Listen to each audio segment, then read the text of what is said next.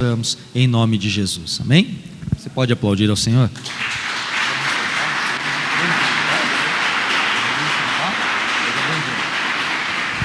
Aleluias, amém? Sem delongas, você que trouxe a sua Bíblia, abra comigo no Evangelho de Marcos, capítulo de número 14. Evangelho de Marcos, capítulo 14, versículo de número 26.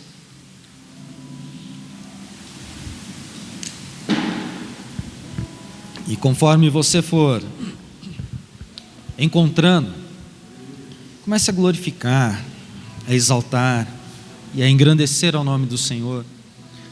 É uma noite abençoada que Jesus ele preparou para nós. Um banquete que daqui a alguns minutos nós estaremos participando. E nada melhor do que relembrar os últimos dias de Jesus na terra e aquilo que Ele fez por cada um de nós. Nada melhor do que podermos realmente reconhecer o Seu senhorio, o Seu amor, a gratidão e a graça dEle derramada sobre as nossas vidas, sobre a igreja do Senhor Jesus.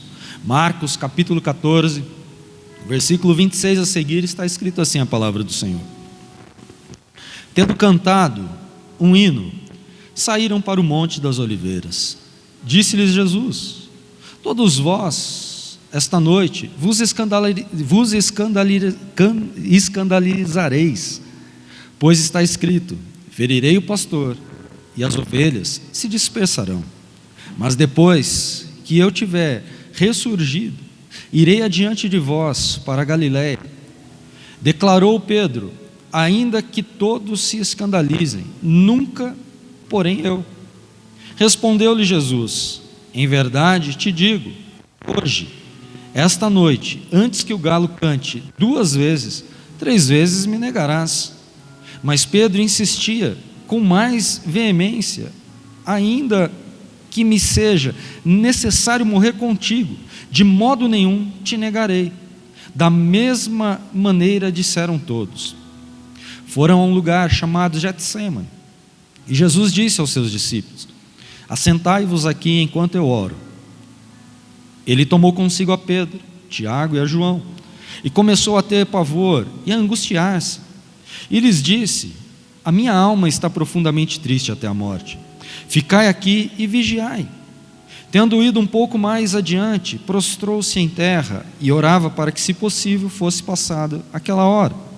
E dizia: Abba, Pai, todas as coisas te são possíveis. Afasta de mim este cálice.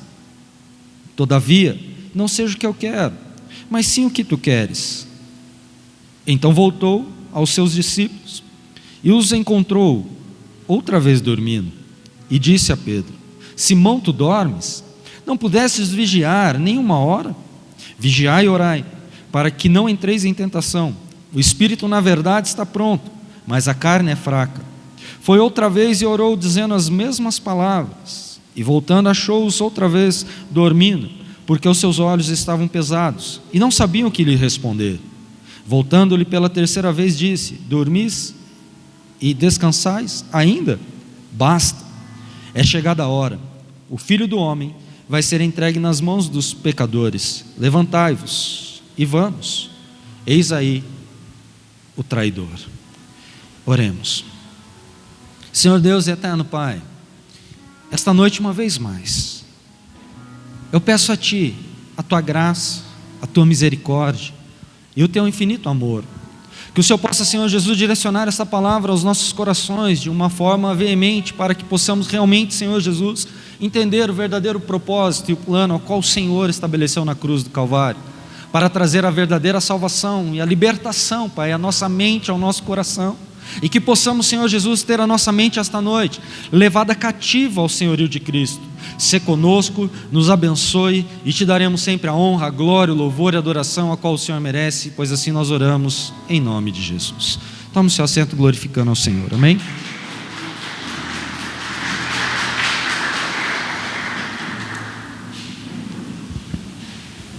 Falar de mesa é algo maravilhoso. E quando nós vemos aqui a mesa posta, nós nos alegramos. Eu não sei você, mas a minha mente ela começa a viajar no tempo, e eu começo a olhar Jesus assentado na cabeceira de uma mesa, juntamente com seus discípulos à volta, e ali outras pessoas, porque ali não estava somente os 12, mas tinha mais pessoas participando daquele banquete, porque o momento da ceia para o judeu é um momento de muita alegria, é um momento de festa, é um momento onde o povo faz bagunça, sabe por quê? Porque é um momento que eles estão alegres, porque eles estão comemorando a libertação, porque eles comemoram a Páscoa, eles comemoram o momento que eles foram libertos da escravidão, e por terem sido libertos, isso traz uma grande alegria no coração deles. Então eles começam a comer e dar gargalhadas, brincar, porque eles estão na mesa, e a mesa é um lugar muito especial, porque a mesa é um lugar de intimidade, e só se assenta na mesa quem tem intimidade. Não se assenta outras pessoas na sua mesa, na mesa do seu lar, na mesa da sua casa, se você não tem intimidade com aquela pessoa. Quando você tem intimidade com aquela pessoa, você coloca aquela pessoa sentada na mesa para poder desfrutar de momentos alegres, para poder desfrutar de momentos onde projetos são estabelecidos. Por exemplo, quando você com a sua esposa, com os seus filhos, sentam na mesa, vocês sentam na mesa para quê? Para poder estabelecer projetos futuros, coisas que vocês querem conquistar lá na frente, coisas que você quer, que nós queremos alcançar, e para isso é necessário nós projetarmos algo, e quando nós queremos projetar algo, nós nos assentamos na mesa. E aqui nesse momento, nesse versículo aqui, nesses versículos que nós acabamos de ler, aqui eu vejo Jesus assentado na mesa com seus discípulos, e ali ele já estava pensando nas últimas horas dele, nos últimos minutos dele aqui nesta terra. Então ele já estava fazendo um projeto na sua vida daquilo que iria acontecer.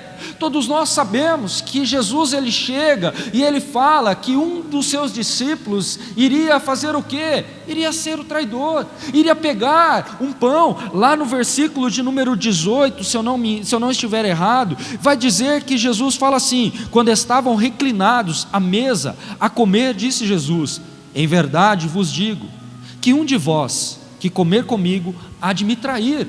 Olha só o que Jesus está falando, ele já estava ali projetando que uma pessoa dos discípulos que estavam assentados com ele iria trair a Jesus, iria fazer com que Jesus fosse crucificado. Ou seja, era um momento onde nós vemos a tristeza que estava estampada no rosto de Jesus.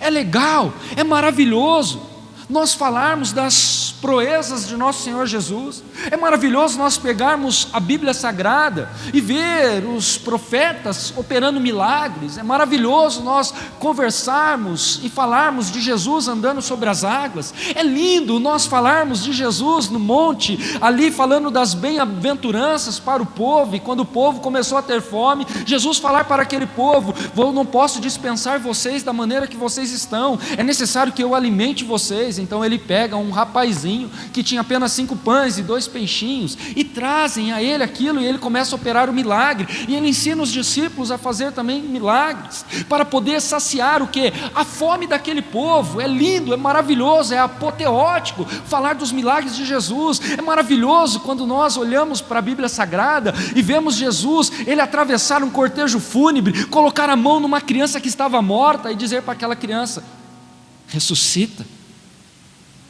Isso tudo tem inflamado a igreja, porque a igreja ela tem tentado maquiar a verdadeira mensagem da cruz, porque as pessoas elas acabam pegando esses textos de proezas e de maravilhas e querem enfiar goela abaixo do povo de Deus, e querem fazer com que a igreja seja um hospital, não para a salvação, mas um lugar onde você consiga conquistar os seus sonhos terrenos. Não estou dizendo que é errado a gente prosperar, porque Deus ele quer que nós sejamos prósperos nesta terra, só que as mensagens elas têm deturpado e elas têm escondido a mensagem da cruz.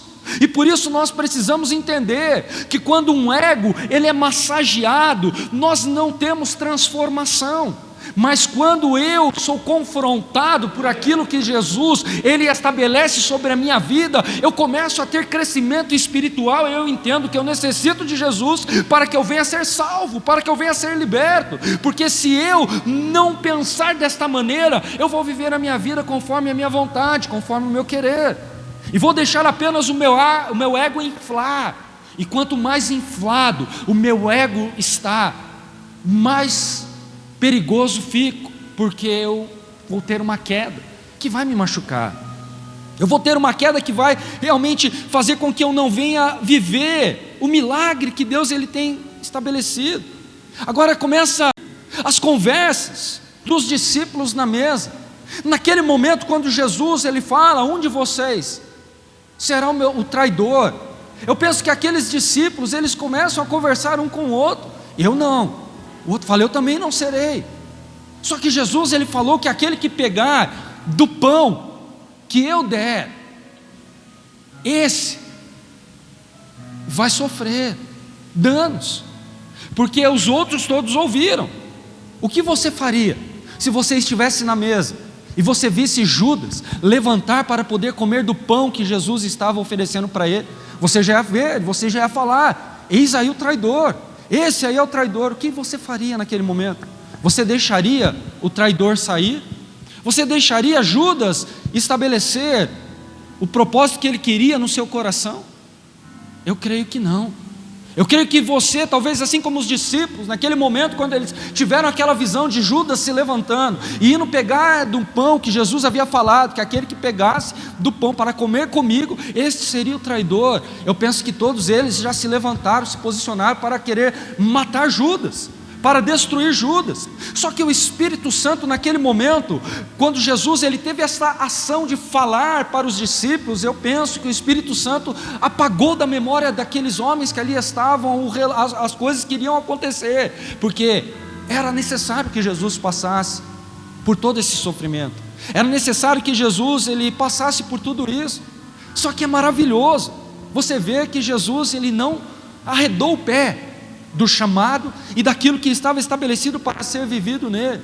E na última ceia, quando todos brincavam, quando todos ali começavam realmente a falar dos milagres, das atitudes de Jesus, dos ensinamentos de Jesus, naquele momento Jesus ele não dá risada, Jesus está triste, porque ele começa a olhar a feição de cada um dos seus discípulos, e ele sabe que são os piores momentos da sua vida que ele vai passar, e ele se entristece, porque ele sabe que tudo aquilo que eles estavam ali fazendo, eles queriam que Jesus ele viesse dar continuidade, mas era necessário que Jesus passasse pelo vale da sombra e da morte. Eles não poderiam fazer nada por Cristo. A única coisa que eles poderiam fazer é ouvir a voz de Deus e se levantar como um intercessor, porque era o que Jesus queria.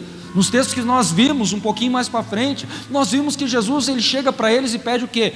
Orai comigo, me ajudai em oração. Só que eles não conseguiam orar, eles não conseguiam fazer isso, porque era um plano e um propósito de Deus, e somente Ele poderia passar.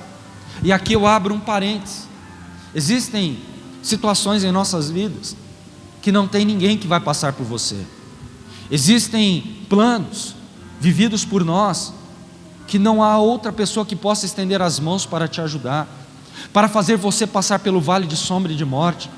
Existem momentos em nossas vidas que somos só nós e Deus que passaremos por esta situação, porque Deus ele quer realmente que nós venhamos passar por este problema, por esta adversidade, mas com a certeza de que lá na frente nós nos levantaremos, porque Jesus ele vai passar no vale comigo, ele vai passar no vale com você, ele não vai te desamparar. O inimigo ele pode ficar furioso, ele pode se levantar contra a tua vida, mas Jesus ele está sempre ali, de mãos dadas ao teu lado, e ele fala para você: se pelo vale passares, eu passarei contigo. Só que o que eu mais me entristeço com tudo isso é que às vezes nós vemos essa situação e nós deixamos Deus de lado. Nós queremos resolver com as nossas próprias forças. Quando nós queremos resolver com as nossas próprias forças, somos nós que somos frustrados, porque a gente não consegue alcançar os nossos objetivos. Nós não conseguimos viver os sonhos que Deus preparou E por isso, aqui, nós vemos que quando Jesus, ele chega diante dos discípulos, os discípulos brincando ali na mesa, e Jesus triste, eles olham para Jesus, penso eu, não está na Bíblia, tá? Eu estou aqui confabulando uma história com você. Penso eu que eles olham para Jesus e falam: Jesus, as outras ceias, o Senhor estava alegre com a gente, o Senhor brincava conosco, mas nesta ceia o Senhor está triste, o Senhor está com o semblante caído. O que aconteceu? Aí Jesus, ele chama os discípulos e fala: vamos cantar o hino? Olha que maravilhoso. Você sabe que todas as vezes quando você canta, né, existe um ditado que diz que quando nós cantamos, espantamos os males, certo? Então Jesus, ele começa a cantar com seus discípulos. Ali no primeiro versículo que nós lemos, ali no versículo 26, diz que Jesus, ele cantou um hino, e depois ele foi para um lugar de oração, para o horto do Getsema. Só que naquele momento, quando Jesus, ele estava cantando o hino, ele estava relembrando aquilo que ele havia falado para Salomão, e que Salomão, ele escreveu no livro de Provérbios, que quando eu estou triste, que quando eu estou ferido, quando eu estou machucado, eu preciso levantar os meus olhos e adorar ao Senhor que vive pelos séculos dos séculos, porque o meu louvor vai tirar a minha dor, o meu louvor vai tirar a minha tristeza, e vai trazer alegria novamente, para que eu desfrute das promessas de Deus. Então Jesus, ele fala para os discípulos: ei, eu sei que vocês vão ficar tristes, porque eu estou triste, mas vamos cantar um hino. E eles começam a cantar o hino. Eu não sei qual hino, porque a Bíblia não relata o hino que eles cantaram. Existe o cântico de todas as pessoas que levantaram com cânticos na Bíblia, mas o cântico de Jesus, junto com os discípulos, nós não conseguiremos achar, porque eu creio que foi algo somente para ele. Só que naquele momento, quando ele se levanta com os discípulos, ele chega para os discípulos e fala: filhos, eu preciso que vocês orem comigo, porque a minha alma está profundamente triste, angustiada, está triste até a morte. Eu preciso de intercessores, eu preciso de pessoas que possam orar. E ele não falou para aqueles discípulos o que iria acontecer, porque se ele falasse para eles, eles iam querer arrumar um jeito de fugir, eles queriam arrumar um jeito para falar: Jesus, vamos para outra cidade, assim como o Senhor, quando o Senhor nasceu, os seus pais levaram você para uma outra cidade, para que Herodes não viesse matar o Senhor. Então Jesus, vamos para um outro lugar. Só que Jesus não falou, Jesus só disse para eles: a minha alma está triste, me ajudar em oração. Aí Jesus foi um pouco adiante, prostrando-se em terra, orou. Só que quando ele voltou, ele viu os discípulos dormindo, e aquilo entristeceu o coração dele. Aí ele chama 3 em especiais, Pedro, Tiago e João, e fala: ei, filhos, ore comigo, eu preciso de oração, eu preciso de intercessão, eu preciso que vocês estejam me ajudando, eu preciso que vocês possam me ajudar em oração. E eles falaram: tá bom, pai, nós iremos orar, Jesus. Jesus, ele vai de novo, ele entra no horto do Getsema, e ali os discípulos, eles olham um para o outro e falam: e agora? Que oração que nós fazemos? Oremos a oração do Pai Nosso? Ou o que nós vamos falar? Eles não sabiam como orar, eles eram limitados, eles foram pegos de surpresa, eles não sabiam quais as palavras falar naquele momento para poder atingir o coração do Pai e poder trazer conforto ao coração de Jesus. Eles não sabiam. Então Jesus, ele vai, ele entra no horto do Getsema, ele inclina a sua cabeça em terra, e Jesus, ele começa a orar, e ele diz: Pai, se possível, passa de mim este cálice. E aqui eu coloco uma vírgula. Nesse momento, nem Deus e nem o diabo agiram, porque Jesus, ele precisava tomar uma decisão única para poder trazer a salvação. Não tinha como Deus agir, não tinha como o diabo interferir, porque Jesus estava ali como um homem, orando ao Pai, para criar forças por aquilo que ele iria passar lá na frente. E eu penso que naquele momento, quando Jesus, ele entra naquele horto do Getsemane, vazio de si próprio, vazio da sua glória, ele entra para poder clamar ao Pai. E quando ele procura Deus, ele não acha Deus. Quando ele procura no outro lado o diabo, ele também não acha o diabo. E ele começa a ter conflitos na sua mente, que começam a ferir os seus pensamentos, assim como eu, assim como você. Muitas vezes nós estamos passando por um vale, muitas vezes nós estamos passando por problemas, por dificuldades em nossas vidas, que nós não conseguimos ver aonde Deus está. E quanto mais nós oramos, parece que há um silêncio de Deus, parece que o céu se fechou, parece que as nossas orações não alcançam o trono de Deus, parece que Deus não responde aquilo que nós estamos pedindo para Ele. Nós procuramos Deus e não achamos, aí nós acomodamos e falamos: o diabo também não está agindo na minha vida, então eu posso ficar sossegado. E é aí que mora o perigo, porque se eu me acomodar, é tudo que o diabo quer. Porque quando eu me acomodo e paro de orar e paro de meditar, o diabo começa a mostrar coisas que são boas para os meus olhos terrenos, mas que vão gerar morte para a eternidade ao lado do Pai. E eu preciso ter esse entendimento daquilo que Deus ele está estabelecendo, porque aqui nesse momento, quando Jesus ele começa a orar ali no horto do Getsêmani, ele começa a orar sozinho, porque o Pai não estava com ele, o diabo não estava. Ele começou a procurar e ele não viu nada. E o interessante de tudo isso, que naquele momento, quando ele se levantou, ele falou para Deus: Pai, passa de mim este cálice. Sabe por quê? Que no momento da oração dele, quando ele buscou com intensidade aquilo que poderia acontecer, ele viu o seu futuro. E ele vendo o seu futuro, ele chora. Ele vendo o seu futuro, ele começa realmente a se entristecer. E ele fala: Pai, passa de mim esse cálice. No momento que Jesus falou essas palavras, penso eu, que o diabo começou a fazer festa com os demônios, e falou: não haverá mais salvação. O plano mais uma vez foi frustrado. Jesus não vai conseguir ir até o final, porque ele já pediu para o Pai passar dele este cálice. Mas sabe por quê? Porque naquele momento, quando Jesus ele começa a orar, ele começa a ver todo o seu sofrimento, ele começa a ter conflitos que chegam em sua mente. E a ciência ela nos prova isso, que quando nós ficamos realmente perturbados, a nossa adrenalina sobe, a gente começa a ter a nossa imunidade mais baixa, e quando nós realmente começamos a ficar apavorados com a situação, nós podemos ter um infarto miocárdico. E isso tudo é o coração que começa a inchar as veias e começa a ter um sentido de explosão, e você acaba morrendo, porque o seu coração estoura e você morre.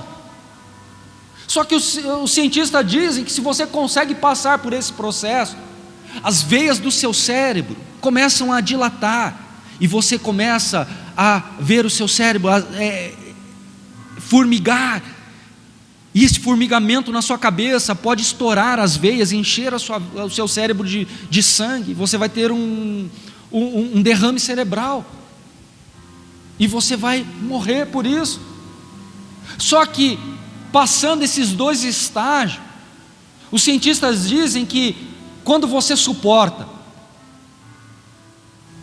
a morte miocárdica, quando você suporta o derrame cerebral, os cientistas dizem que as veias, elas se dilatam tanto, que elas começam a trincar dentro do seu corpo, e trincando dentro do seu corpo, você começa a suar gotas de sangue, porque o sangue sai pelos poros. E naquele momento, quando Jesus ele olhou o futuro sozinho naquele horto do Getsêmani e viu tudo aquilo que ele iria passar, ele começou a se entristecer e ficar apavorado e angustiar ainda mais. E ele passa a mão na sua testa, e quando ele olha, ele vê a sua mão cheia de sangue, e ele fala: o que é isso? Assim como você às vezes está passando por um problema, por um processo tão grande, que você não consegue achar a solução, e isso tudo começa a trazer tristeza no seu coração, e isso tudo pode te levar à morte. Só que se você está aqui ainda suportando, é porque Jesus suportou por você ali no horto do Getsêmani e falou: eu vou suportar, porque eu sei que eles não vão conseguir. Naquele momento o diabo está alegre, talvez como muitas pessoas que estão aqui hoje, tristes por alguma situação, e o diabo está fazendo festa no mundo espiritual e falando: ah lá, já ganhei, já venci, eles não vão conseguir, o obstáculo é muito grande que eu coloquei na frente deles, e eles vão ter medo, porque Jesus teve medo. Sabe por quê? Porque naquele momento, Jesus, quando ele olha o futuro, ele vê ele sendo preso numa estaca, com algemas, tiram toda a sua roupa, ele fica nu, e 2 carrascos, vêm com uma arma que os romanos fizeram, porque a Bíblia, o castigo que foi estabelecido na Bíblia, que era uma quarentena de açoites, menos uma, que seriam 39 açoites, era com apenas como se fosse um cinto, apenas uma tira. Só que os judeus permaneciam de pé naquele momento, quando Roma tomou conta, se apoderou dos hebreus, dos israelitas. Roma começou a castigá-los, e eles castigavam eles com aquilo que a Bíblia diz, com uma quarentena de açoite menos uma. Só que os judeus não se prostravam diante daquele problema, porque eles aguentavam fortemente. Aí o imperador romano, ele pede para fazer uma arma chamada azorrague, com 12 tiras de corda, com pedaços de lâminas nas pontas, bolas de ferro, osso de carneiro quebrado, e cada vez que o carrasco desferia um golpe, ali eram hematomas, cortes, e os ossos que encravavam na carne daquela pessoa que estava sendo castigada. E eles falavam, é uma quarentena. Só que essa quarentena, ela era multiplicada, porque imagina comigo, um chicote que tinha 12 tiras, sendo que era para ser um chicote de uma tira só. E naquele momento eles davam açoite, e o judeu se mostrava forte, até a 10ª chicotada. E quando vinha a 11ª, ele não aguentava, e o corpo dele pendia para se prostrar diante dos soldados romanos, diante dos deuses romanos. Só que Jesus, detalhe, levou a 11ª chicotada, e não se assentou, não dobrou o seu joelho, permaneceu de pé, sofreu calado. Os judeus que estavam em volta, os romanos que estavam em volta, a 10ª chicotada para eles era um momento de festa, de alegria, porque ali eles davam um grito que era um grito ensurdecedor, porque era uma dor insuportável. E ali Jesus, ele fica quieto, e eles desferem um golpe, um olha para o outro, o que aconteceu com esse? Será que não está doendo? Aí eles vêm e derrubam Jesus para poder dar um açoite, e aquele açoite pega no rosto, no pescoço, porque eles estão de pé açoitando, e eles têm uma mira, que é as costas. Só que quando o corpo pende, abaixa-se, e naquele momento que o outro vem, porque eles faziam junto, e quando um dava, o outro tirava, o outro já vinha com o chicote depois. Então era simultaneamente, um chicote atrás do outro. Então quando ele dá uma rasteira, o corpo cai, aquela chicotada vem bem no rosto. O historiador Flávio Joséfos diz que os cortes eram tão profundos, que o pulmão de Jesus, quando ele respirava ofegante, dava para se ver do lado de fora, inflando. 462 cortes nas suas costas. Aí vem um judeu e coloca uma capa nas costas de Jesus para estancar o sangue, e Jesus é levado em uma cela, e ele passa a noite inteira naquela cela.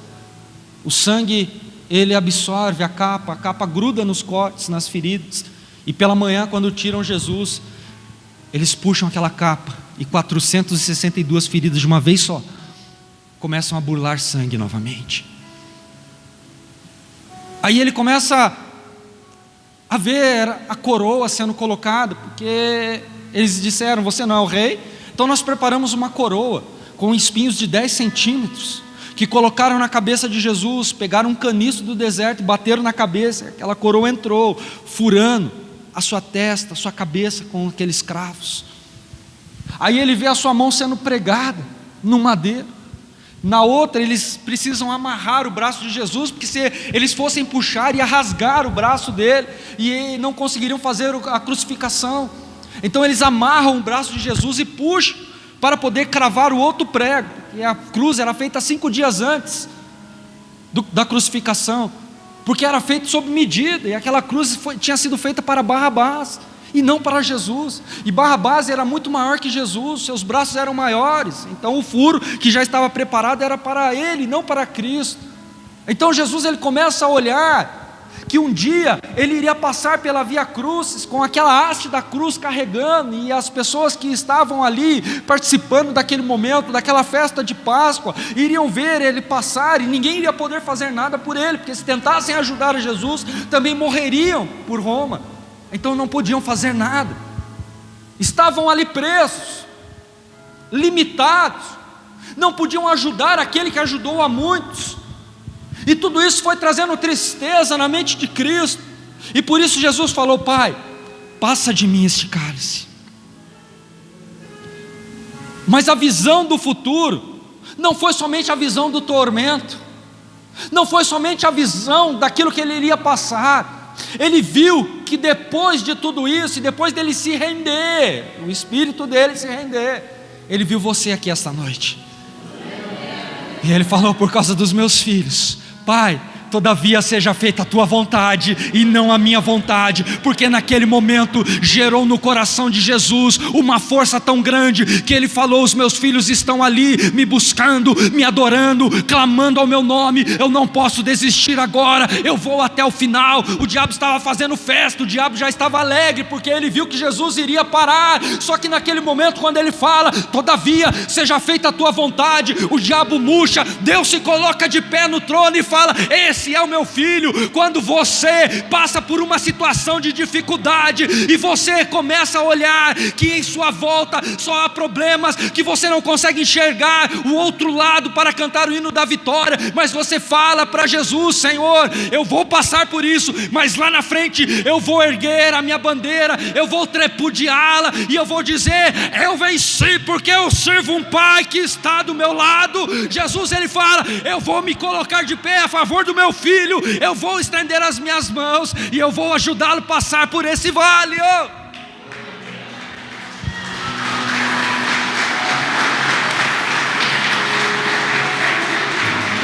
Ei, segura, veja o seu futuro hoje, você determina aquilo que você vai viver lá na frente, não é o diabo.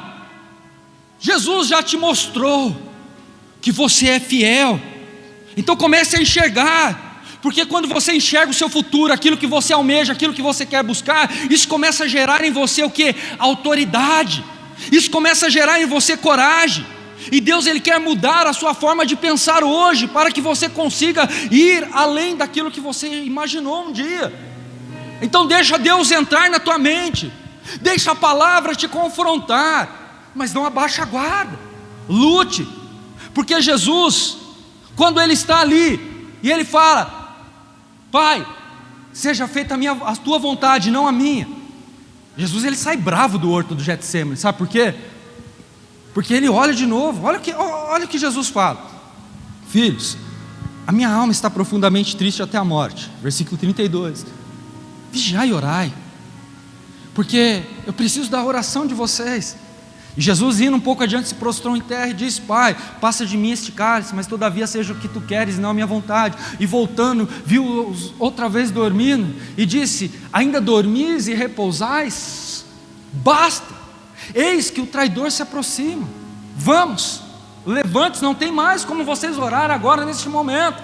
Então naquele momento, quando Jesus ele fala isso, é porque ele saiu bravo daquele lugar ali, e viu novamente as pessoas dormindo.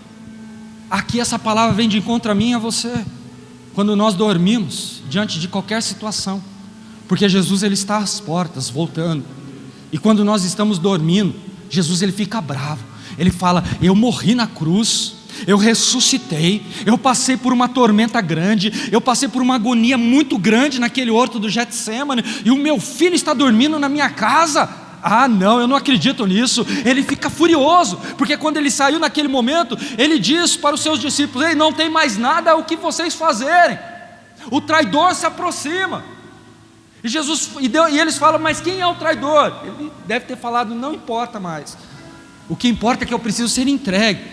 Então Jesus naquele momento, eu penso que Jesus ele saindo do horto do Getsêmani, porque veio 600 soldados para buscar a Jesus, juntamente com Judas, e eu penso que naquele momento, quando os soldados estavam vindo, todo enfileirado, como no exército, marchando, houve um tremor na terra, E Jesus e os discípulos escutaram, lá vem a tropa, 600 homens marchando, gritando, falando alto para poder impor medo nas pessoas que estavam à sua frente. E naquele momento Jesus falou: o traidor se aproxima, ele está vindo para poder me entregar nas mãos dos malfeitores. E os discípulos devem ter falado: vamos fugir por aqui.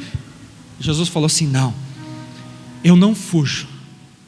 Jesus não é como nós. E aqui Jesus ensina grandes coisas para nós, que nós não devemos fugir da situação, mas nós devemos enfrentar a situação, porque aquele que foge é covarde.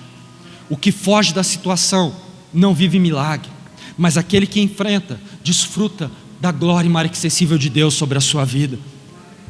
E eu penso que naquele momento o amor, eu fico imaginando que amor é esse, Jesus? O Senhor podia fugir. O Senhor viu lá no horto do Getsemane tudo que o Senhor iria passar, o sofrimento, a angústia, a dor, e ali o Senhor poderia fugir, mas o Senhor não fugiu por amor.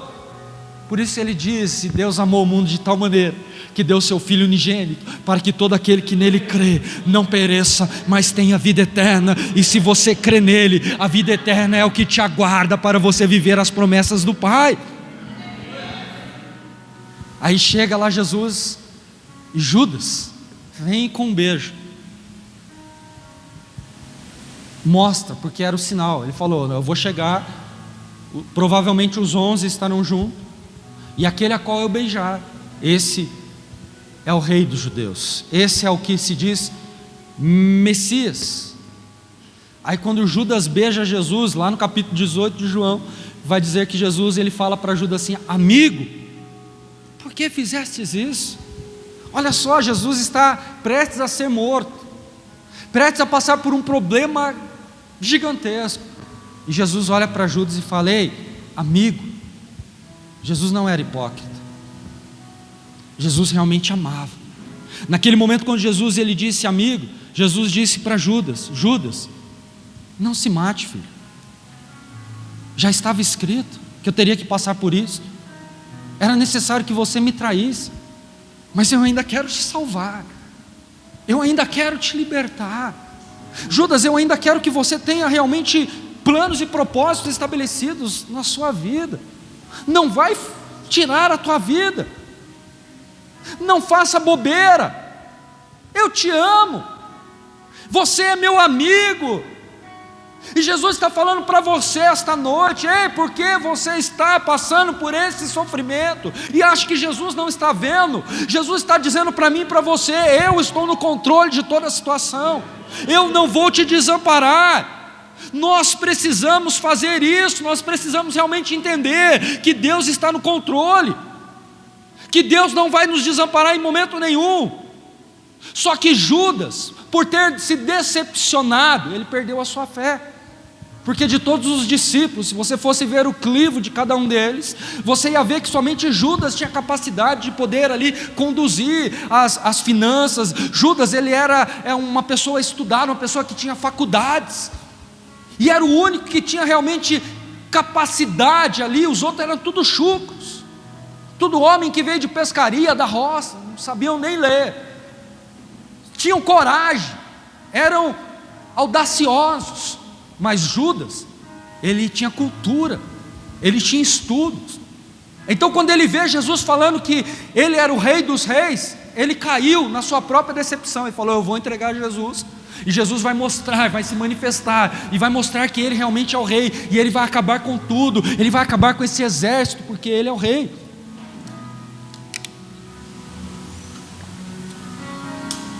Só que daí quando eles estão ali, e Judas beija a Jesus, e os soldados vêm para prender Jesus, o que Pedro faz? Ele tira uma espada da bainha, e ele arranca a orelha de um soldado.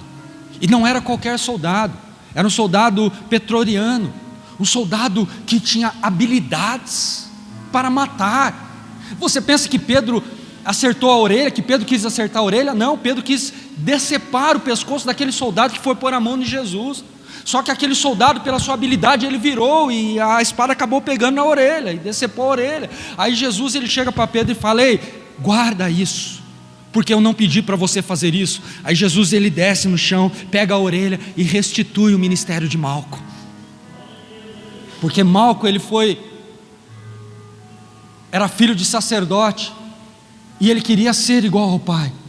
Só que todos nós sabemos que um homem que tem defeito não pode exercer o ofício sacerdotal. Então Jesus restitui o ministério. Você não está entendendo.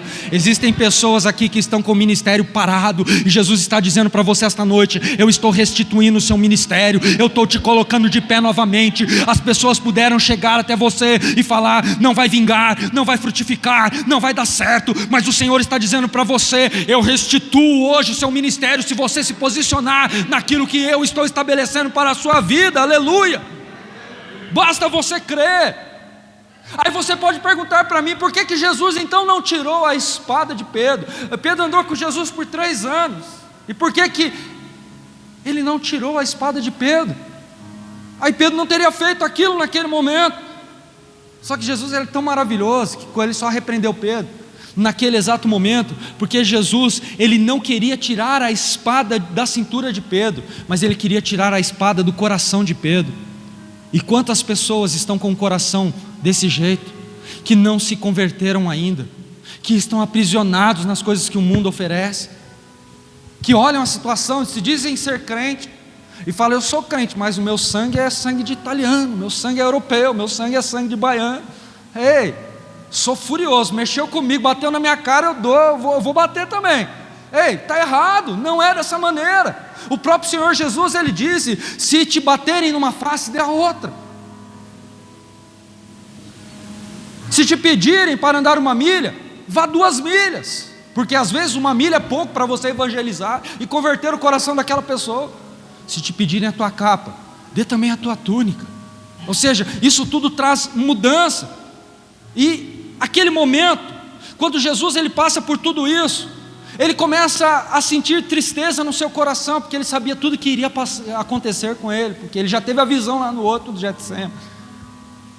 E ele é levado para Anás, Caifás, 2 frouxos que não conseguiam nem mesmo decretar para que Jesus fosse crucificado. Aí eles falaram: nós não podemos fazer nada, não temos como dar a sentença por esse homem, é justo, leve-o para Pilatos. Aí eles chegam diante de Pilatos e falam: Pilatos, nós precisamos fazer alguma coisa sobre a vida desse homem, ele se diz rei. Aí Pilatos chega para Jesus e fala: é isso mesmo? E Jesus, ele quieto, ele olha aquela situação e ele fica parado, e ele diz: tu diz que eu sou. E naquele exato momento, para aplacar a ira e para poder acalmar os judeus, Jesus é colocado na haste, e ele começa a receber aquele açoite que ele tinha visto lá no horto do Getsemane, os 40 açoites menos 1. Aí Jesus é colocado numa cadeia. Aí Pilatos, ele pega um livro da tradição judaica, e ele começa a estudar, e ele viu: hoje é Páscoa, eles comemoram a Páscoa. Então na Páscoa do judeu pode-se soltar um preso. Então o que eu vou fazer? Este homem é inocente, eu vou soltá-lo. Aí a sua esposa, Cláudia Brócola, chega diante de Pilatos e fala: não faça nada, porque eu sofri a noite inteira, não consegui dormir, porque esse homem é justo. Aí na manhã, ele coloca Barrabás e Jesus na madrugada à frente dos judeus. Aí a Bíblia diz que naquele momento Pilatos olha para o povo e fala assim: na tradição do seu povo, na festa de Páscoa, podemos soltar um preso. E a quem vocês querem que eu solte? A Barrabás ou a Jesus? Porque ele queria soltar a Jesus, só que ele era um político, e ele não poderia soltar, porque senão as pessoas viriam de encontro a ele e poderiam tirá-lo do cargo. Então ele coloca ali Jesus e Barrabás pela tradição, para que ele pudesse soltar a Jesus. Eles falaram: eles vão querer que eu crucifique Barrabás.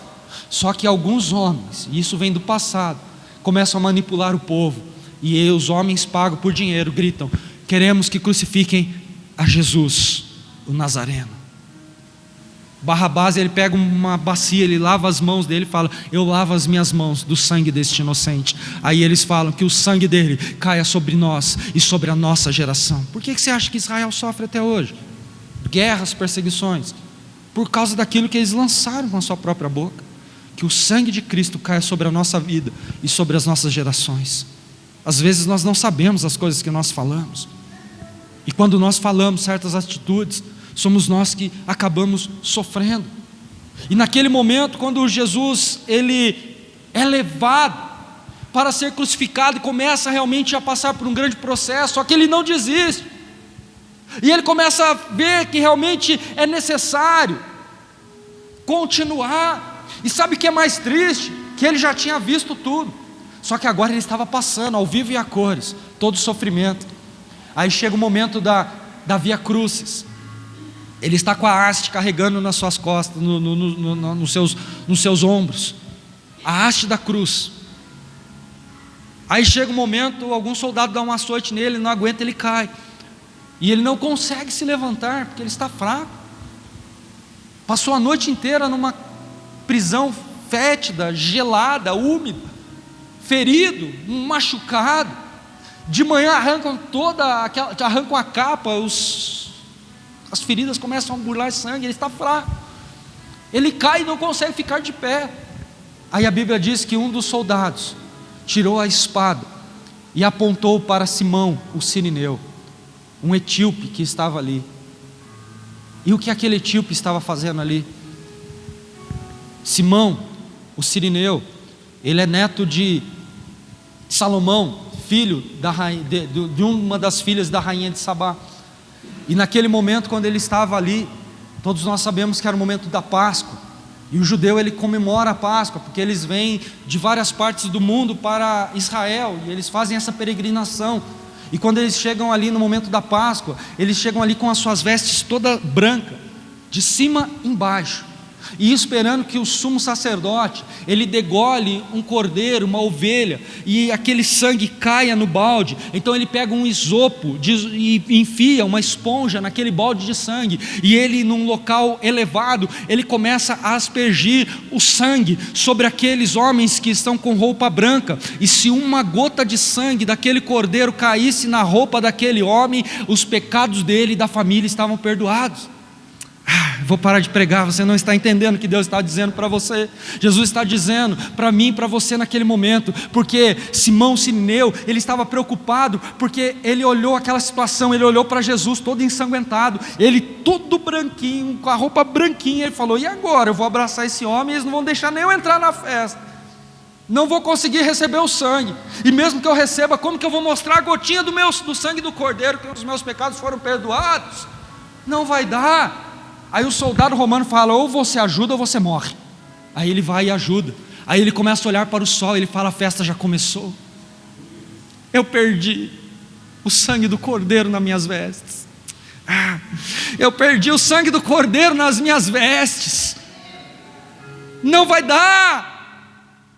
Só que mal ele sabia que o Cordeiro de Deus que tira o pecado do mundo estava do lado dele, e o sangue do verdadeiro Cordeiro estava enchendo as vestes brancas dele com o sangue carmesim que perdoou todos os pecados.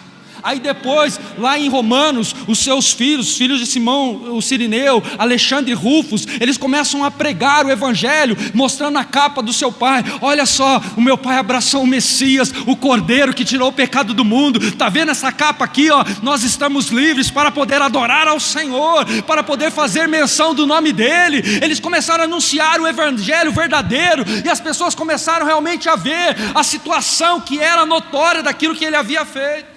Ou seja, ele queria algo, mas Deus tinha preparado outro plano. Você não está entendendo, Deus está preparando um outro plano para ser vivido por você. Não é o que você quer, mas o que Deus estabeleceu. Nós precisamos de amigo, e se ainda ninguém se levantar para te ajudar, Jesus faz um estrangeiro se levantar ao seu favor, e esse estrangeiro já está aqui esta noite. O Espírito Santo, que talvez você ainda não viu, não conheceu, ele está aqui para te levantar, para te dar força e falar para você: filho meu, filha minha, eu te ajudo a passar por esse momento, por essa via crucis, mas você vai glorificar o nome do Senhor lá na frente.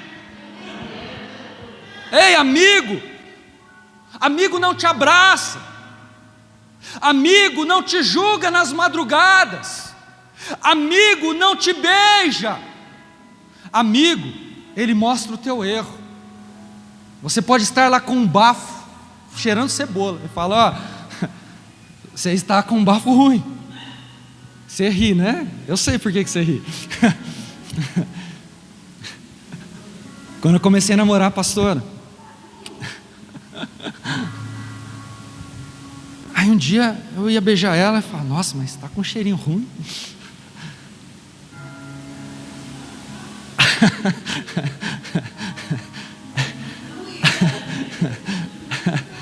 Aí eu falei para ela: amor, eu não quis falar que ela estava puta,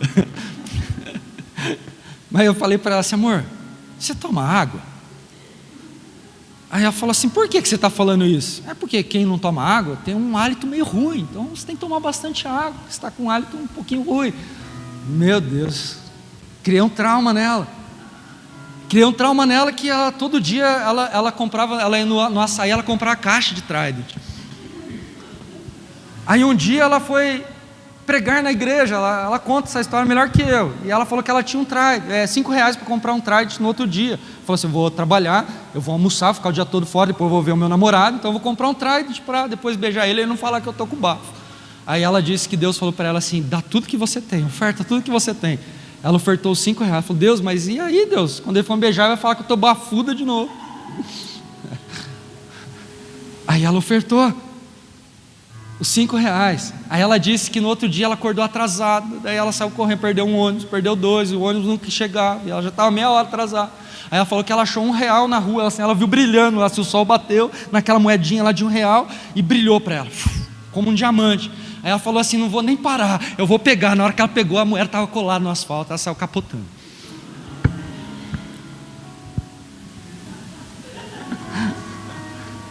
Você ri, né?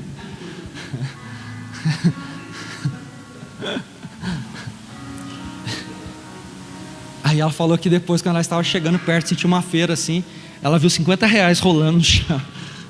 Aí ela pegou aquele dinheiro, ela pôde comprar uma caixa de Trident para poder me beijar. Por que eu estou falando isso para você? Nós precisamos falar a verdade. Se nós amamos, nós não podemos esconder. Se nós amamos, nós precisamos corrigir, mas corrigir a pessoa. Não é entrar em conversas paralelas com outras pessoas e tentar manipular outros. Não. Nós precisamos ser sinceros. Porque quando Jesus, ele estava ali com os seus discípulos, ele falou: um de vocês vai me trair. Ele não escondeu de ninguém. Ele falou: um de vocês vai me trair.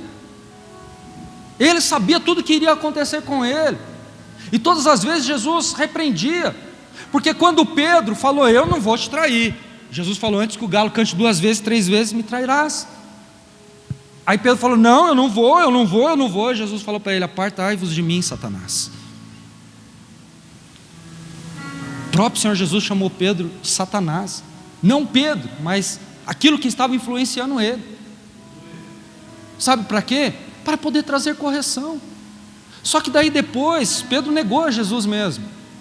Só que lá na frente, no Evangelho de João, nós vemos que Jesus, ele chega diante de Pedro e começa a falar para Pedro: Pedro, tu me amas?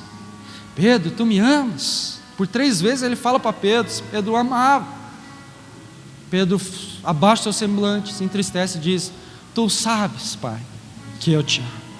Aí Jesus fala para ele: apacenta as minhas ovelhas. Sabe por quê? Porque o amigo, ele te repreende para depois você fazer o certo. O amigo, ele não quer ver você triste. Quando um amigo chega para você e fala algumas verdades na sua cara, é para te corrigir, não é para você ficar com raiva, não. Quando Jesus, ele fala algo para você que machuca ali, mas aquele machucado é para poder realmente criar resistência. Sabe por quê? Porque ele quer que você faça da melhor maneira possível. Só que quando nós retemos isso, nós não estamos sendo amigos, nós estamos sendo apenas colegas, porque o amigo ele vai repreender quem fala mal de você, ele não vai escutar, ele vai falar: filho, você está falando mal dele, porque aconteceu isso com ele, aquilo ali com ele, mas nós não devemos fazer isso, o que nós devemos fazer é orar, porque se nós permanecermos falando mal daquela pessoa, eu vou para o inferno também, porque o fofoqueiro, o que cabe a ele é o inferno, e eu não posso fazer isso. O que eu tenho que fazer é ajudar, o que eu tenho que fazer é mudar, e o seu amigo esta noite está aqui para te ajudar. Jesus está aqui esta noite para dizer para você: eu te amo, filho meu, filha minha, eu amo vocês. Quem quer aqui ser ajudado por Cristo esta noite? Coloque-se de pé comigo em nome de Jesus. Outro dia eu termino a mensagem, amém?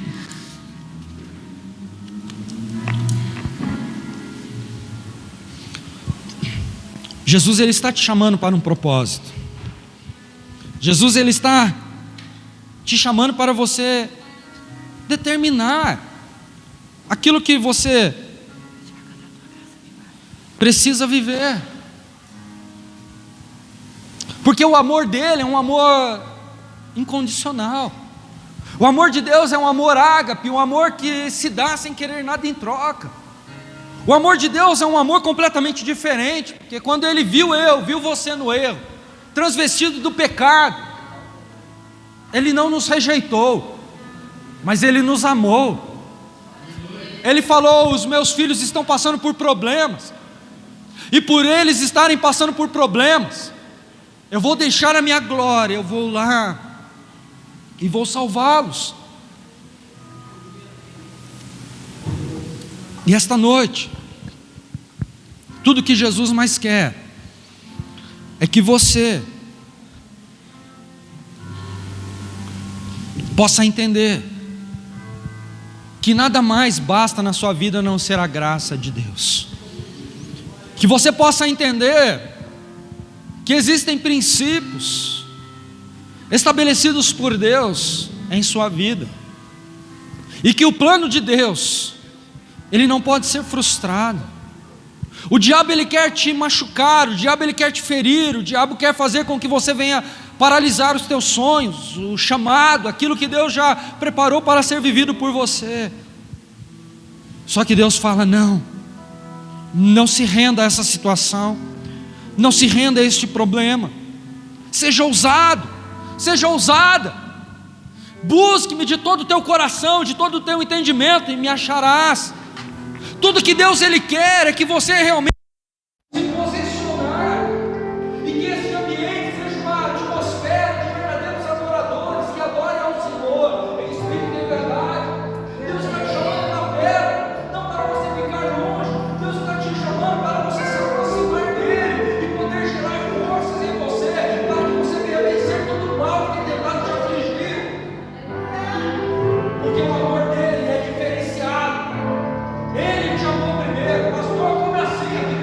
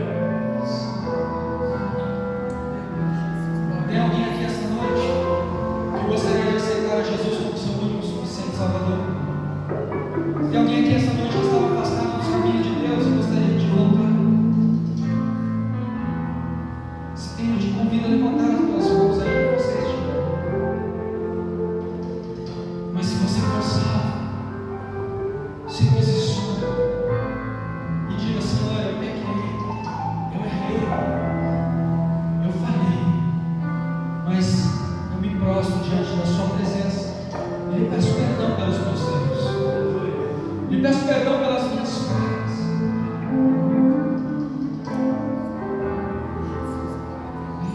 Vou te deixar à vontade para você tomar a sua escolha. Eu gostaria de pedir que você estendesse as suas mãos aqui para os elementos que compõem essa ceia. E oremos. Senhor Deus eterno Pai, nós consagramos este pão que representa o teu corpo, que foi esmiuçado naquela cruz. Nós consagramos este suco de uva que representa o teu sangue vertido naquela cruz do Calvário. E que possamos ser fortalecidos pelo poder da tua palavra, pela comunhão que nós estaremos tendo agora com o Senhor. Portanto, Pai, nos ajude a examinar a nós mesmos, de ver quais são os pecados que têm nos impedido de poder desfrutar da graça do dobro do Senhor. Por isso, ó Deus, em nome de Jesus, todo aquele, Pai, que se posicionar possa viver as promessas do Senhor. Amém? Tome sua senda. Os diáconos estarão passando com os elementos que compõem a Santa Ceia. Vou pedir para você pegar e aguardar. Os oficiais, por favor, já venham à frente. Quem pode tomar a ceia? Todo aquele que aceitou Jesus como seu Salvador. Todo aquele que realmente reconhece os teus pecados, os teus erros, e é válido. Então faça uma autoavaliação para que você possa tomar a Santa Ceia do Senhor. Amém?